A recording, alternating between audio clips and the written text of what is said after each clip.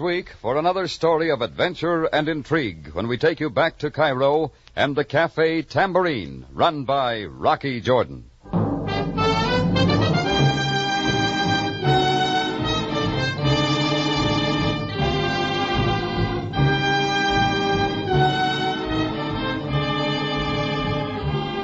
Rocky Jordan, written by Larry Roman and Gomer Cool, stars Jack Moyles in the title role and is produced and directed by Cliff Howell with original music by Richard Arant.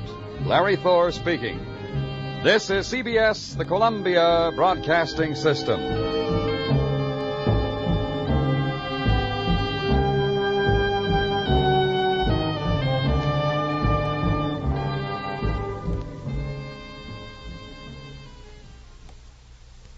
Ladies and gentlemen, we take you now by transcription behind the scenes of a police headquarters in a great American city, where under the cold, glaring lights will pass before us the innocent, the vagrant, the thief, the murderer.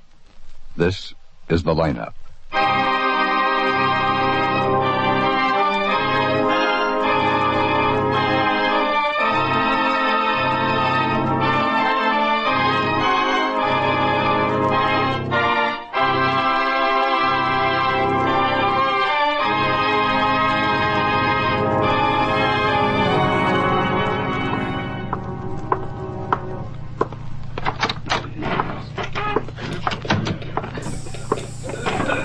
Mr. Ketchum? Yeah, I'm Mr. Ketchum. Lieutenant Guthrie. Glad to meet you. Any trouble finding the place? Oh, no. I booked here once for being drunk a year ago last Christmas it was. I know the place all right. Ain't changed at all. Too much disinfectant smelled everywhere. Think you got him, huh? I don't know for sure. And the license number I gave you. I was right, wasn't I? We'll see. Want a smoke? Oh, thanks. May I have your attention, please? You lit? People out there on the Yeah, other side of thanks. the wire in the audience room, may I have your attention, please? Thank you. My name is Cogger, Sergeant Pete Cogger. I'll explain the lineup to you. Each of the suspects you will see will be numbered. I'll call out the number, their name, and charge.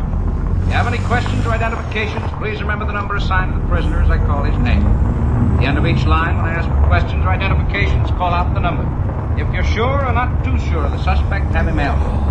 Questions I ask these suspects are merely to get a natural tone of voice, so do not pay too much attention to their answers as they often lie. All right, bring on the line. All the way to the end of the stage, boys. That's it. Now turn and face the front. Eyes straight ahead. Talk up in a good loud voice so the people in the back of this room can hear you. Number 1, Gerald Vanek, assault. Up to the center. Where do you live, Gerald? 3756 Mariposa Street. What's your profession? I drive a truck, huh? I'm a trucker. Don't look at me, look out there.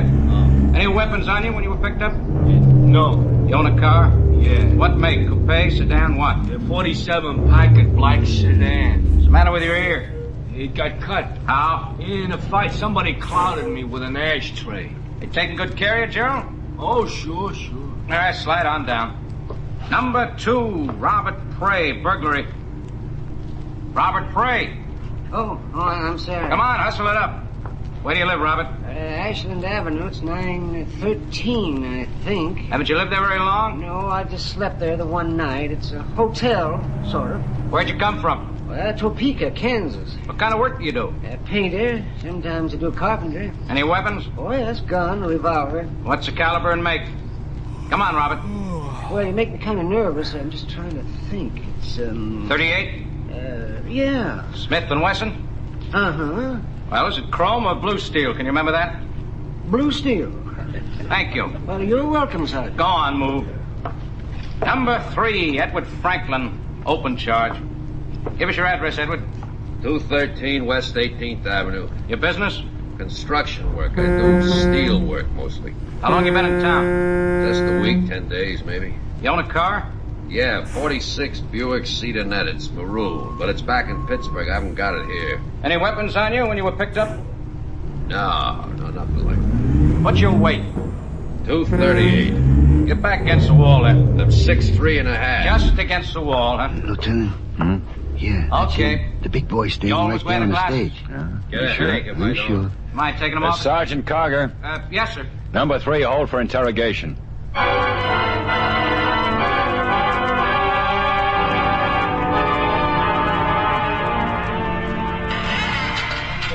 And, tell us what you were doing out at the quarry last night. What was I doing?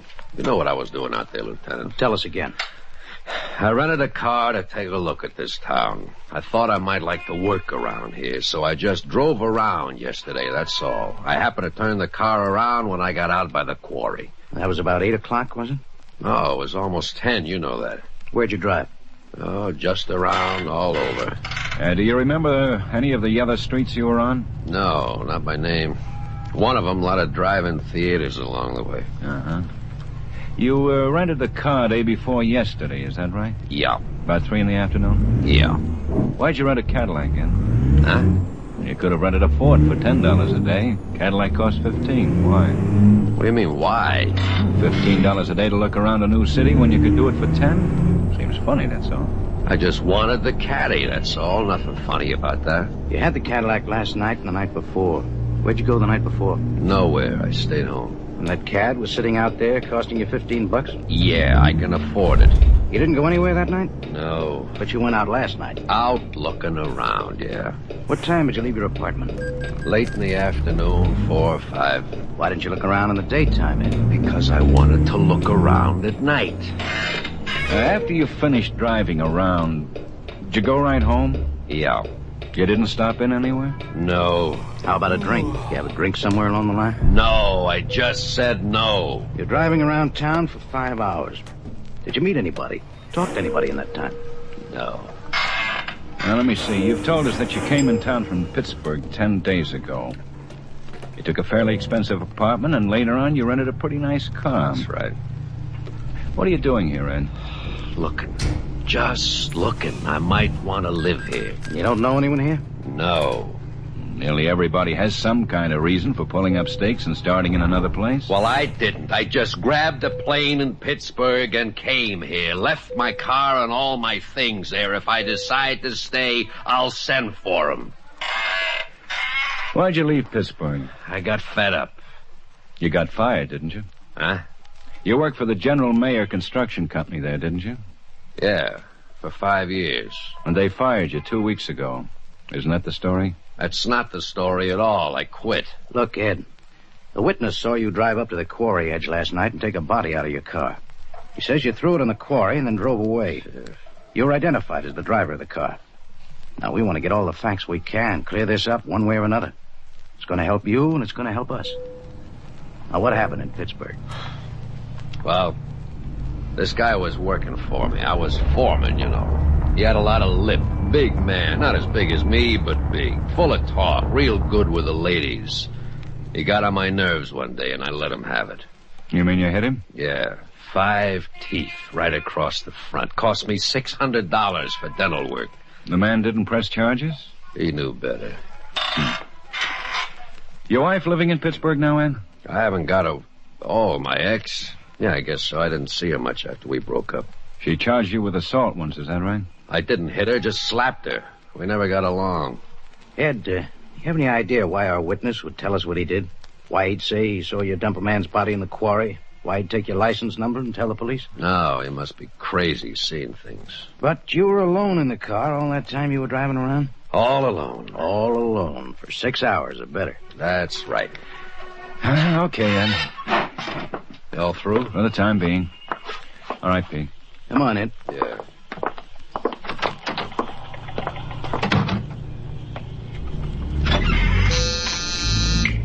Yeah? Quine phoned in from the quarry. Anything yet? Yeah. They found the body of a man.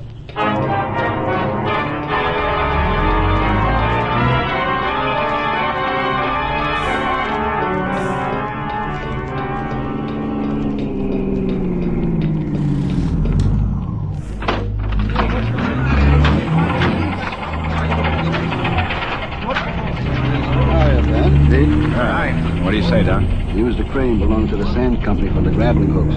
After they found the body, the track slipped off. Now it's stuck. They're trying to dig it out. It's like a mess. They'll get it out. He's over here. Found these things on. Driver's license says his name's Albert P. Hanson. 1132 Race Street. Ring, watch, $1.53. Cigarettes. Hang on a moment, Pete. Yeah. All right, Don, take it back. Oh, pretty young. license was issued 3 years ago. It says he was 20 at the time. How long do you think he's been in the water? Can't tell right now. Roughly 30, 40 hours. The rock was tied on just like that. Pretty good job of wiring. Yeah. Look up here. I had figured he came over the side. No bruises on his body, no cuts, no lacerations. You can see for yourself. Hell more want to get him downtown. Any idea why? He's drowning, all right. He was still alive when he went in. Oh? Yeah, somebody broke his back before that.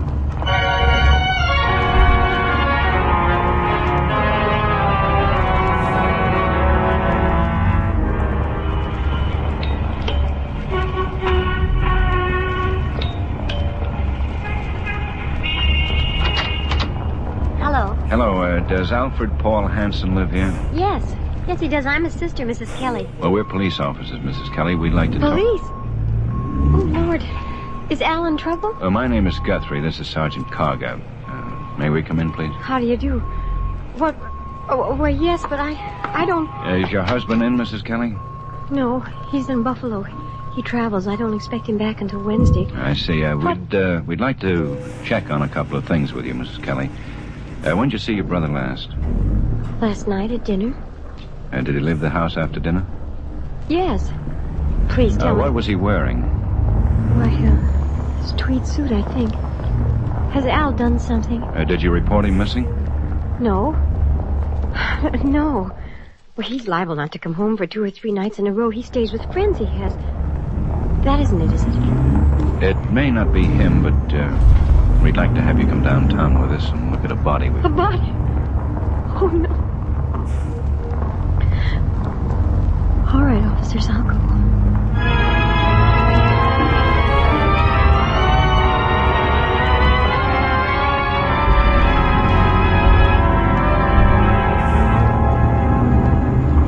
I know how hard it was for you to come down here and do this, Miss Kelly. I understand it had to be done.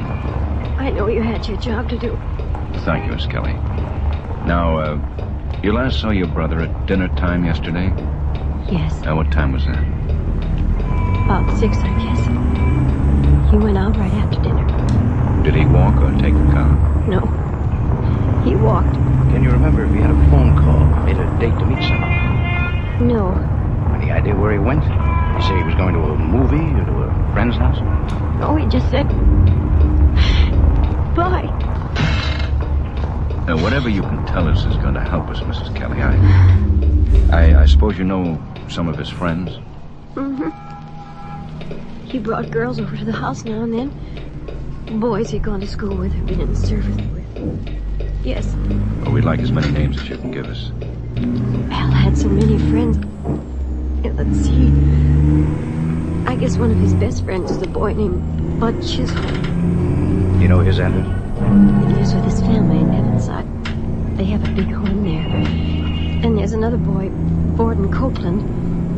He lives in Evanside, too. With his family? Yes. I don't know any of the addresses.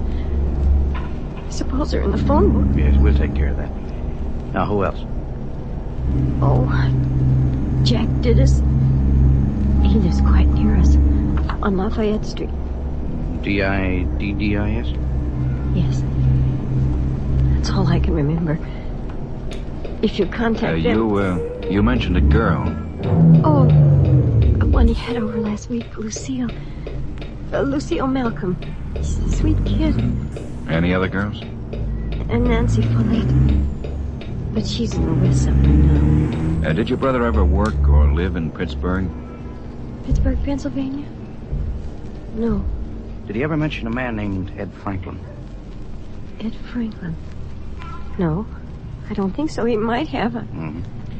Last night at dinner, did Al have a drink, maybe? No. The medical examiner tells us he had a drink or two somewhere last night. We thought maybe he had it at home. No. Well, do you know some cocktail lounge where he'd go to have a couple of quiet drinks? You'll have to ask somebody else. I couldn't say. Sure. Okay, Asher. Right. Inside it. Miss Kelly, have you ever seen this man before? No, I don't think I have. He drives a Cadillac convertible. Do you ever come by the house? No, I'm quite sure. Okay. All right, Franklin, that's all. What's this all? Never mind. Well, thank you, Miss Kelly. Sergeant Cargill will take you home.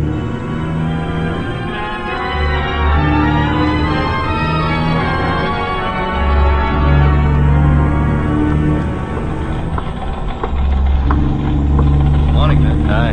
Pete around? Down the hall talking to some people he rounded up this morning. Hanson kid's friends? Yeah. We're checking them through R&I right now. Quine and Crockett covering the beer joints and taverns in the neighborhood.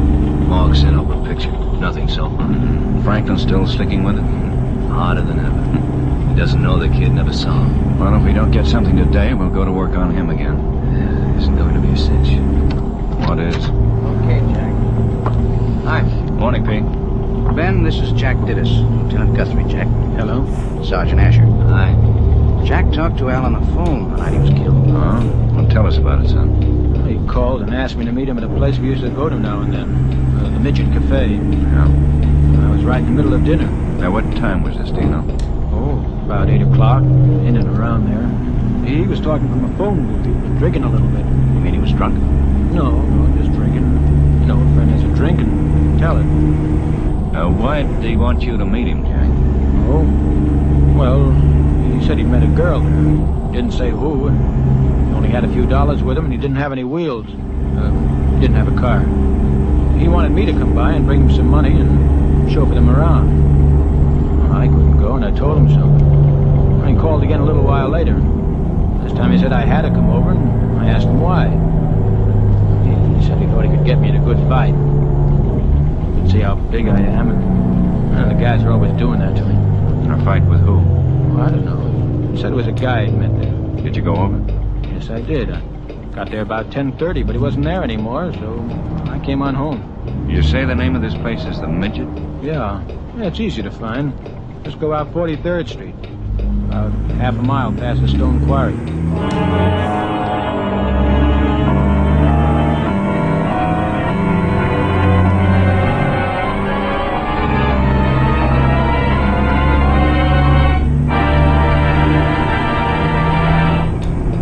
It's nice to be friendly when you find yourself in a strange country.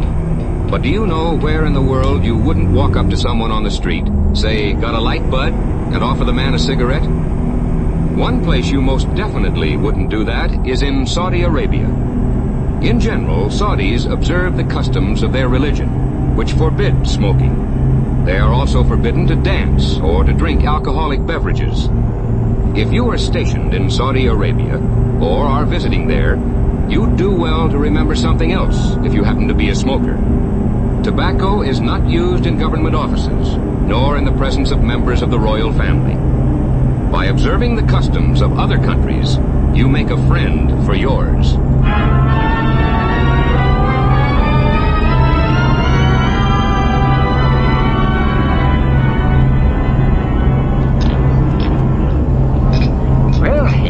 What's up, fellas? Routine. I'd like to talk to some of the people who were working here night before last. Well, I was on from 6 to closing. What's your name? Dave Chrysler. But they call me Fritzen. Do you know a man named Al Hansen? No, I can't say I do. Edward Franklin? No. Here, this is Hanson. Take a look.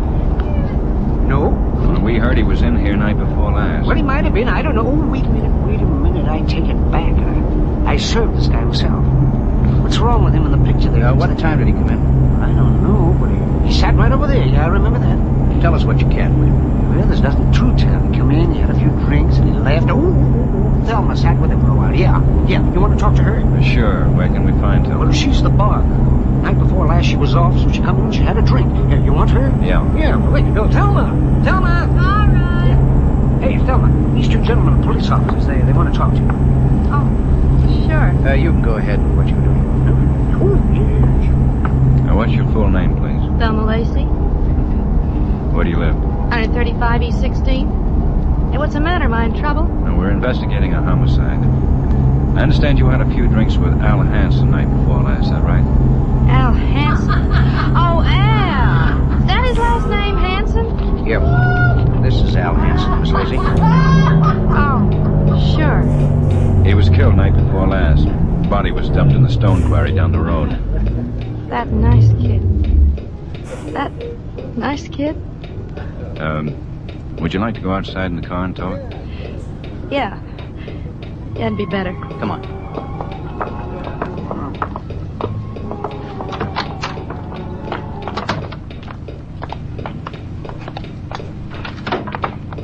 Okay.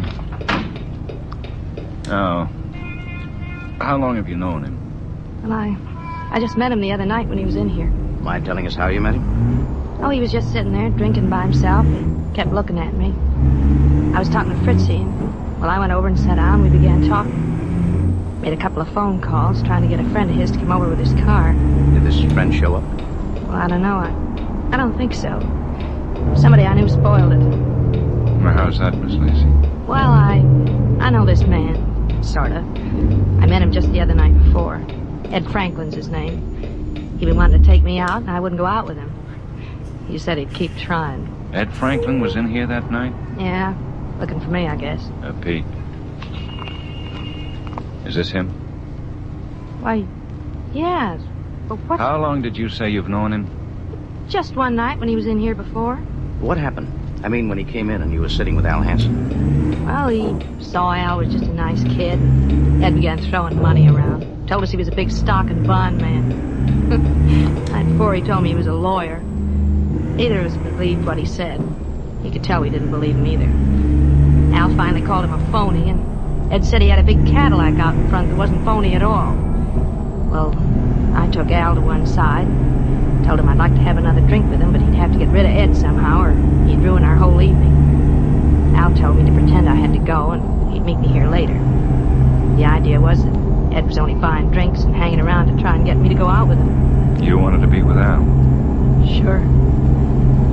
He wasn't any phony. He was real nice. Well, so I waited about 5 minutes, then I said I had to get home. Ed wanted to take me, but I said I had my own car.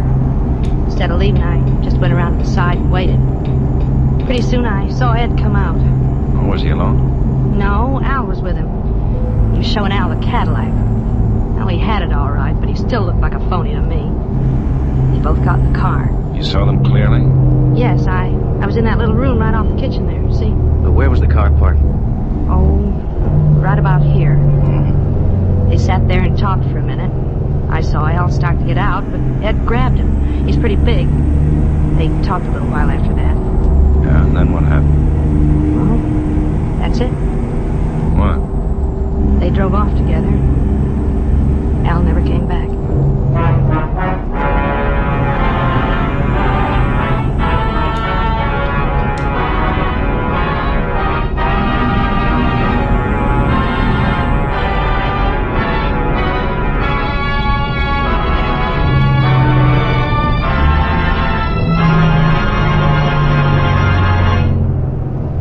Starring Bill Johnstone as Lieutenant Ben Guthrie and Jack Moyles as Sergeant Pete Carger, was written by E. Jack Newman with music by Eddie Dunstetter.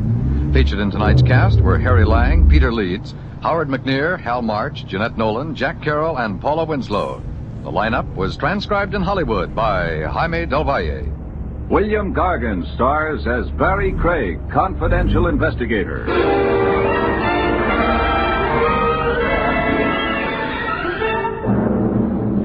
Overexertion can be dangerous, folks, but no exercise at all is even worse. Complete inactivity can only mean you're either muscle-bound or dead.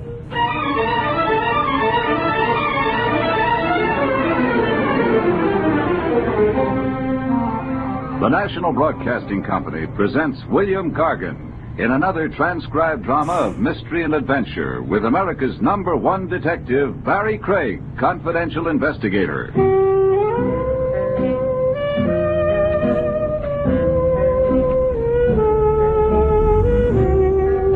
Barry Craig speaking.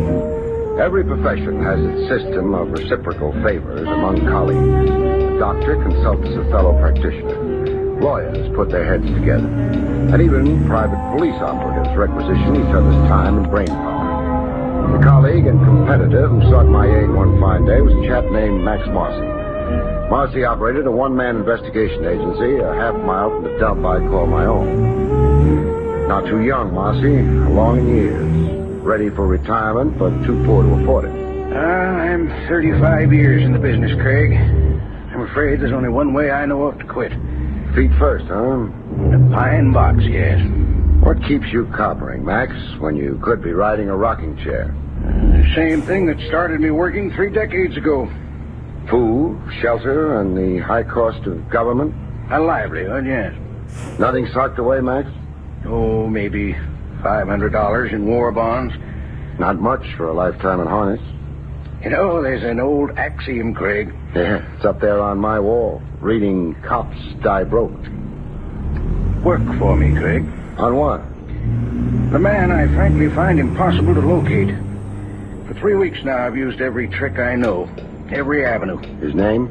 Anatole Barber. The only clue I have is that he was once a rug dealer. A rug dealer? Oriental rugs.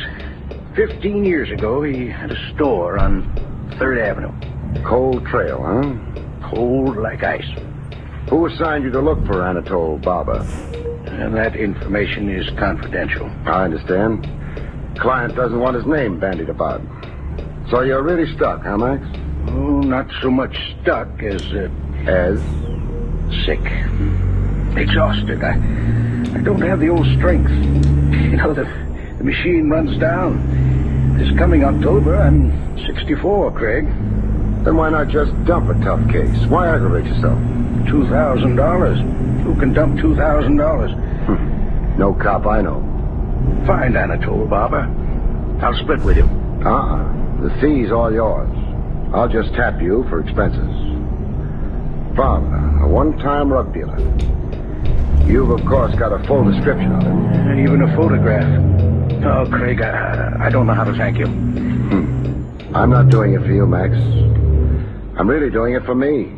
I look at you and I see me. Me a quarter of a century hence.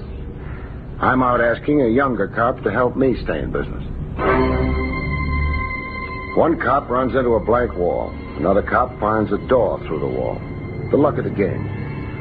What was tough for Max Marcy was easy for me, as it turned out. An ex-Oriental rug dealer is a member of a clan. The tricky science of rugs limits the colony of dealers to a small, tight elite. One big family of operators, so to speak. My information on Anatole Barber came from a gentleman named Amar Sarabi. Yes, Anatole Barber is well known to me. Under which rug is he hiding? For a long time now, Anatole is not in our trade. He had a store on Upper 3rd Avenue some 15 years ago, I hear. Yes, the Mecca Bazaar. He was the cleverest trader of all of us, Anatole. But he folded his tent. Why he gave up his business, nobody knows. You make it sound mystifying. Fine Oriental rugs are more than a business, Mr. Craig. They're a culture and a passion. I might even say a cult. It is in our blood. Now really enlighten me, huh? Where can I find your renegade colleague, Anatole Barber? He lives in Sackett Bay. Sackett Bay out in Long Island? Yes. He's using his mother's name now, Belmar. His mother was English. Anatole Belmar? Yes. Tell me, how is it you have Anatole Barber Belmar's whereabouts at your fingertips? We have a trade association. I am corresponding secretary. Even though Anatole is retired from our trade, he has faithfully kept up his dues. I see. Well, I want to thank you, Mr. Sarabi. I've been privileged. You are perhaps interested in a fine Bokhara rug at a great sacrifice price. Mr. Sarabi, please, let go of my coat lapels. I phoned Max Marcy the good news. Hello, Max. Yes, Craig? That $2,000 fee, start spending it. You found Anatole Barber? Anatole Barber Belmar. He's using his mother's maiden name. Lives out in Sackett Bay. 30 miles out in Long Island, Max. Craig, I'm at a loss for words. Why, it's hardly been 12 hours. No bouquets, Max. It happens. The breaks. I got the breaks. Okay for me to follow through in Sackett Bay? Just to verify his presence there, how he's established. Craig, the man into flight. I'll pose as a door-to-door salesman. Max, don't worry. Telephone me from Sackett Bay. Will do. So long.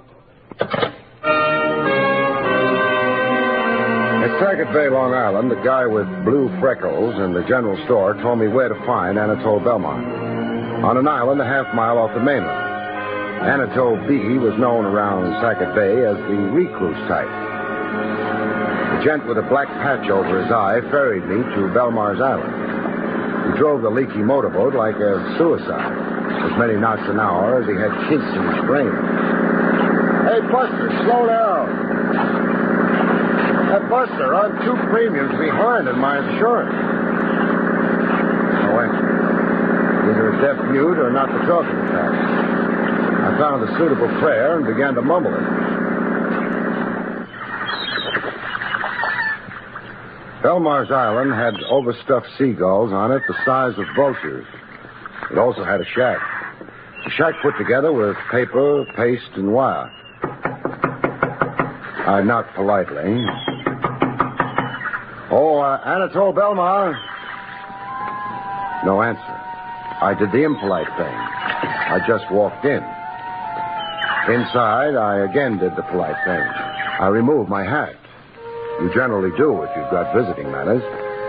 You even make a special point of remembering to remove your hat in the presence of the dead. How dead was Anatole Belmar? Dead beyond recall. He was hanging by his neck from a beam 8 feet off the floor. I changed my first diagnosis of suicide when I saw the lump on his head. He'd been slugged and strung up by somebody hoping to pass it off as suicide. I had news for the local police, and after that, I had mournful news for Max.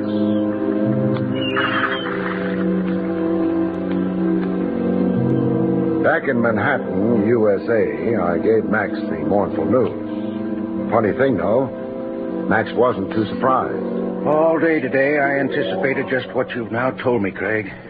You guessed I'd find Anatole Barber Belmar dead? I guessed, yes. Where do you hide your Ouija board? I'll explain, but first tell me if you smell something. Smell? Yeah, smoke. I smell smoke. Now, come, I'll show you why. In my file room.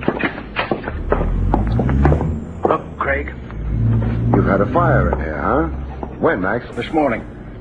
How come the fire was localized at the one room? Chemical extinguishers. The building porter discovered the fire. He broke down the door and managed to put the fire out. An incendiary fire, obviously. Plain as my nose. And said nose is as plain as an aviation landing strip. I see papers were pulled out of your cabinets, piled on the floor. Then a match lit to the pile. When I found the fire, I knew at once you'd find Anatole Barber dead. What's your theory there? The client who engaged me to find Anatole Barber. I had his signature on a retainer, a form I regularly use in my agency every time I take on a case. So? I've carefully reconstructed the pattern of the fire. What files were burned, I asked myself. Who'd have some interest in destroying a section of my files? And you finally fixed on this one client? The only active account I've had in 6 weeks. His file was among those destroyed. Well, it's a bit arbitrary as a conclusion, Max. Not so arbitrary when you're related to the murder of Anatole Barber. It's a fact, Craig. The purpose in engaging me was to find Anatole Barber Belmar so he could be murdered. And the trick with my files was to erase every clue there could be to the murderer. The murderer being the man who engaged you in the first place? Yes. What was the signature on that retainer form? Alan Merritt. A traceable signature, no doubt. Cinch for a cop to find in some public record. That's why he had to recover it, destroy it. Yes. And the fire was set to confuse matters as a cover-up. Alias Alan Merritt. What does he look like, Max? Oh, like anybody. Nothing distinctive to his appearance. He's average in height, build, complexion, dress, speech. Oh, great. What reason did he give you for wanting you to round up Anatole Barber? The Barber owed him $10,000 from an old business investment. He wanted to locate Barber so he could file civil suit. Fish story. A lie, yes. Surely a lie. Max. Yes, Craig. The sad truth is, in finding Anatole Barber, you gave an unwitting assist to a murder. Also, to give credit where credit is due, so alas did I. We were fingermen. One other thing, Max. What? This alias Alan Merritt. Even with the traceable signature on that retainer form no longer worrying him, he's still got a loose thread dangling. A thread that can become a hangman's noose. What thread? You two ever come face to face? You can identify him. I can, yes. Are you reading my mind, Max? Yes. This alias Alan Merritt, to really be safe, he must also kill me. That chance meeting face to face, somewhere, sometime, fate's little irony. Your client must right now be fretting over it. He'll try to kill you, Max, and that puts us right back in business. Or puts me in a grave. To get at you, he's got to show himself. He shows himself, and I nab him. Craig. What, Mac? After you make the arrest, please see that Max Marcy gets a decent burial. A hearse drawn by 16 prancing chorus girls, Max. I make you that promise. In due time, the attempted murder of Max Marcy, Private Eye, came to pass. On a quiet street, in the noonday sun, Max leaning conspicuously against the store window, reading a newspaper. And yours truly deployed across the street, waiting and watching. The attempt came like a clap of thunder from the sky. Max was just a wee bit hysterical. Craig, look how close the bullet came. Here, see the crown of my hat. A hair singe is beneficial, Max. Helps prevent premature baldness. Craig, don't joke. If I didn't joke, I'd cry. He escaped you? Totally. He was staked out somewhere on one of the roofs. On that, frankly, I never figured. Now what? Well, we line up a second try at you. I'll have the roofs covered this time. All the men Lieutenant Trav Rogers over at police headquarters can spare. Sorry to do this to you, Max.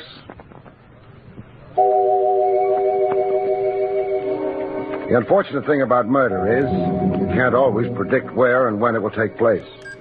We had cops staked out on roofs, Max sunning himself on the open street every day for a week. But when the second attempt on Max finally came, it came out of left field. It was in Max's office. In the afternoon heat, summer heat that dehydrated you every 10 minutes. I watched Max idle over to his filtered water cooler. I watched Max pour himself a drink. 10 seconds later, I watched Max turn colors. Craig. Max, what's wrong? Craig, I'm poisoned. Max.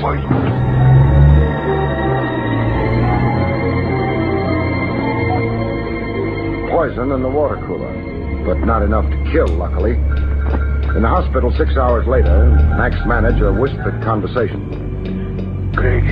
Yes, Max. 1, 2 attempts. Number 3. Superstition. Fatalistic talk. Think of it this way. 2 strikes so far. Strike 3, the killer's out. How long will I be laid up? Overnight. You got a mild dose. Only enough to give you stomach cramps. Oh, it's hopeless, Craig. Alias Alan Merritt would even more in the dark. Better to give up. He's shrewd and slippery, our alias Alan Merritt. But I'll find an avenue to him. From here on, I'm going all out, Max.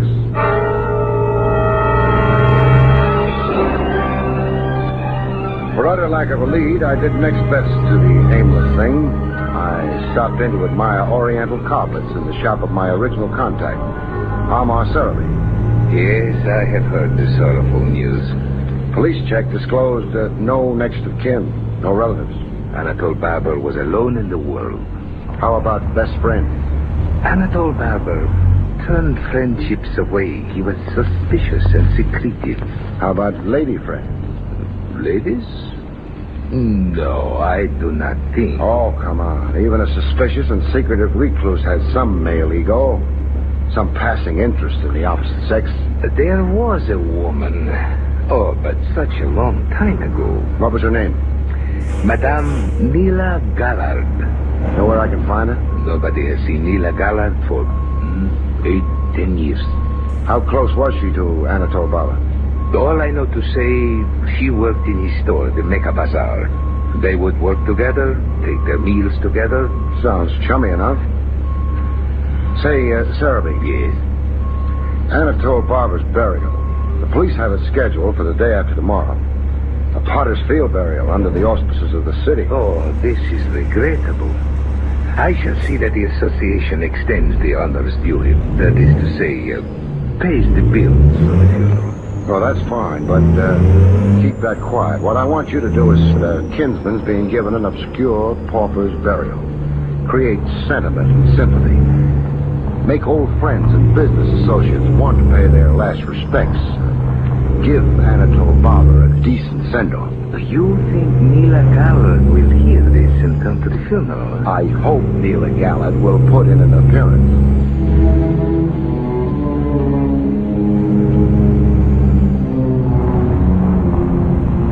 Funerals are sad, but to me, this one was a joy. I was all smiles when Amar Sarabi whispered the magic words into my ear. And standing there, wearing the black veil, she is Madame Neela Gallard. Some hours later, I took tea with Madame Gallard. Her home was a frame dwelling in suburban New Jersey.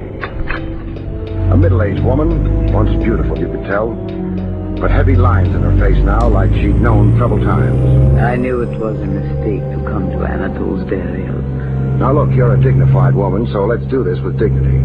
Don't make me talk like a bad-mannered cop. I have a sealed envelope given to me by Anatole Barber. I have kept it unopened for 15 years. He wanted it kept unopened? Yes, he was afraid. Afraid of what in the end was his fate. Murder? Murder. Here's the letter. On the envelope you will see Anatole's own handwriting. To be opened only in case of my death. You're in the total dark, making blind circles, and then a bar of clear daylight knifes through the blackout. Suddenly, you're in the know. I let Max Marcy in on the contents of the letter left with Madame Gallard. Oh, you're a bloodhound, Craig. I keep moving and hoping you've sooner or later got the spot. Anatole Barber spells out his secret in this letter. Blackmail. 15 years of it. Anatole Barber had been blackmailing an important social figure named Win Blake. Win Blake? Well, that's very hard to believe. The man is one of 50 best-known people in the world. In the letter, Anatole sounds a fatalistic note. Right in your style, Max. He expected to sooner or later be murdered. The blackmailer's chronic anxiety. They figure the worm has to turn. The sucker must finally strike back. Craig. Yes, Max. What's your attitude at this point? Meaning? Oh, don't misunderstand me, Craig. Please, but...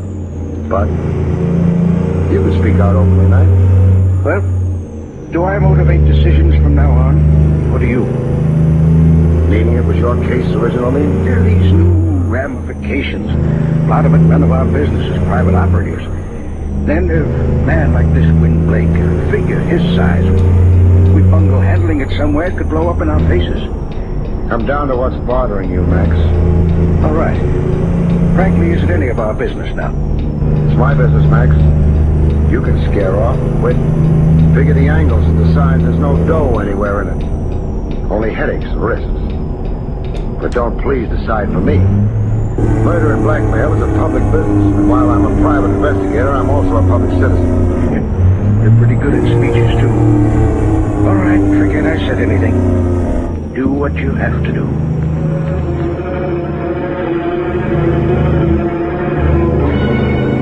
What I had to do was go see Win Blake, which I did. The Blake house was not only upper class, it was the top story of the upper class.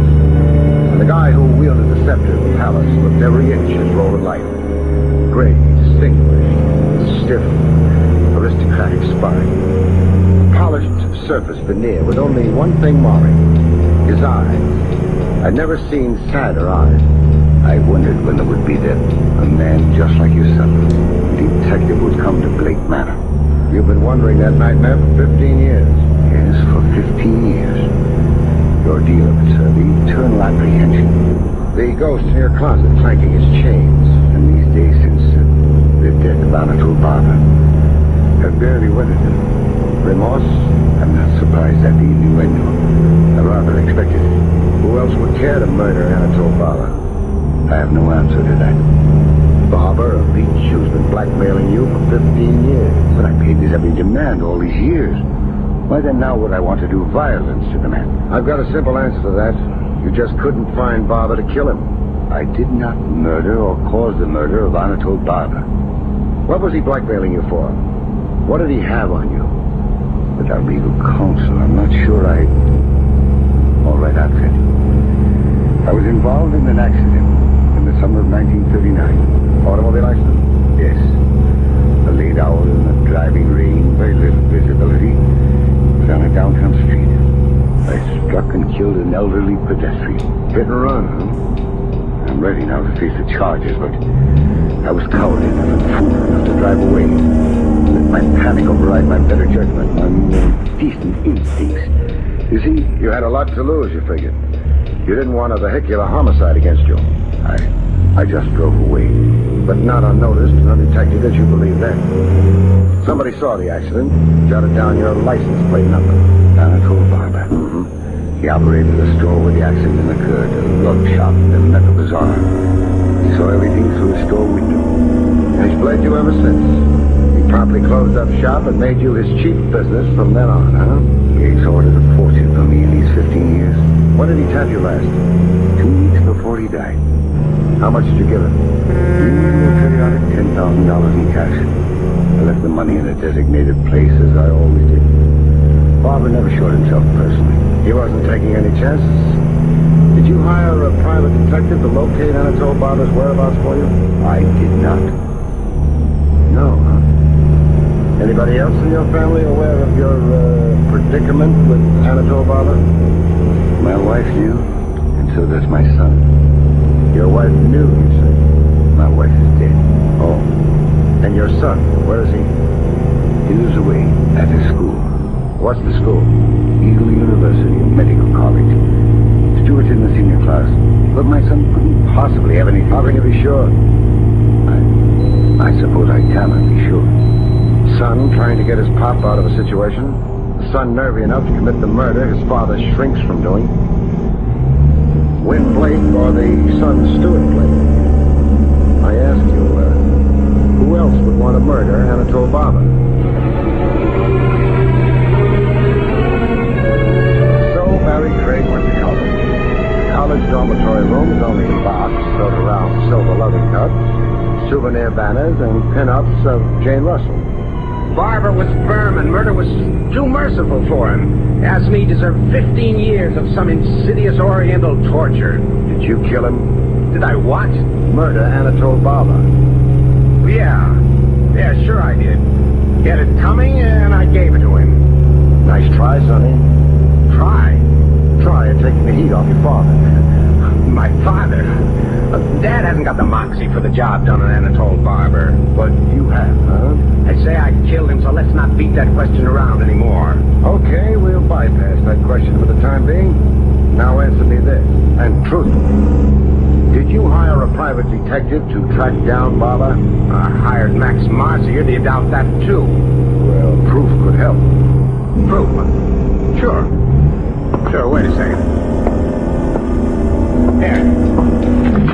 Here's your proof. Receipt. That's right, for $300, a retainer initialed MM. My down payment to Max Marcy for his services.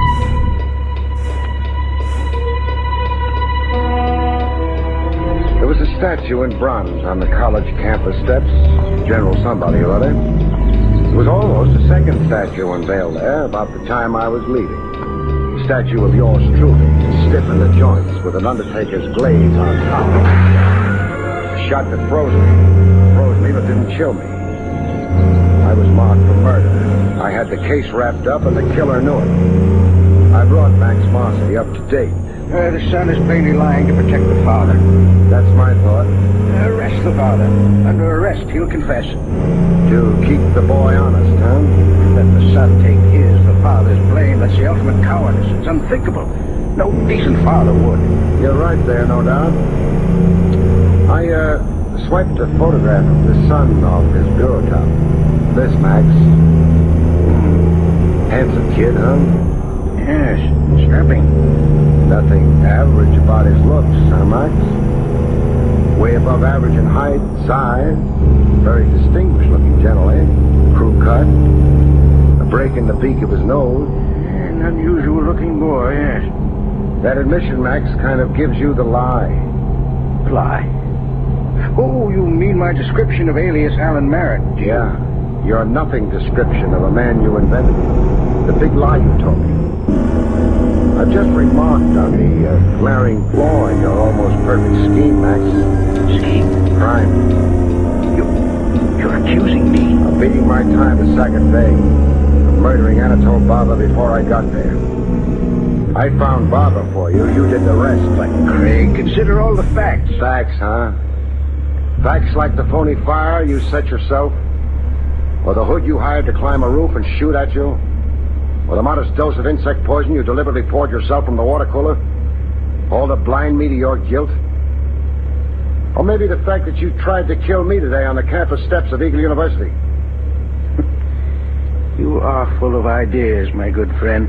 Yeah, I am. How much dough have you got salted away now, Max? I'm penniless. Was. Until you found that gold mine of cash in Barber's shack. The fortune you knew he'd accumulated by blackmailing Win Blake for 15 years.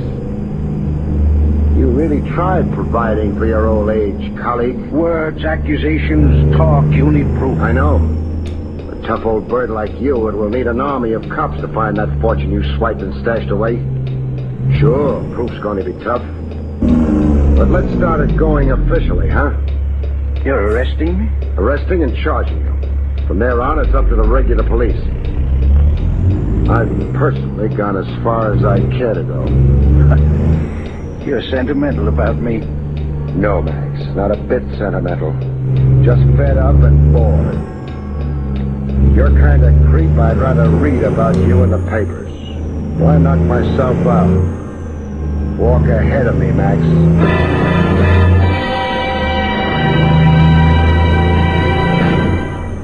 You have been listening to William Gargan in another exciting transcribed mystery drama from the adventures of Barry Craig, confidential investigator.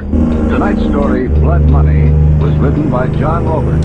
Next week, our story is titled Hay is for Homicide, about which Barry Craig has this to say. Next week's story is titled Hay is for Homicide. And the reason for this has something to do with a hayride and a farmer's daughter. With that combination, how could it help being, murder? Good night, folks. See you next week.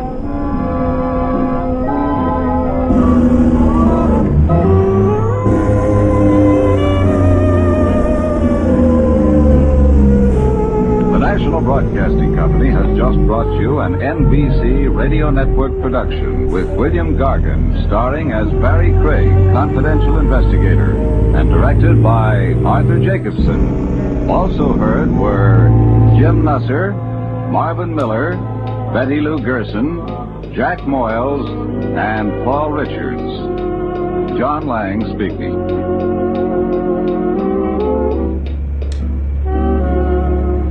There's another exciting dragnet adventure tonight on most NBC radio stations.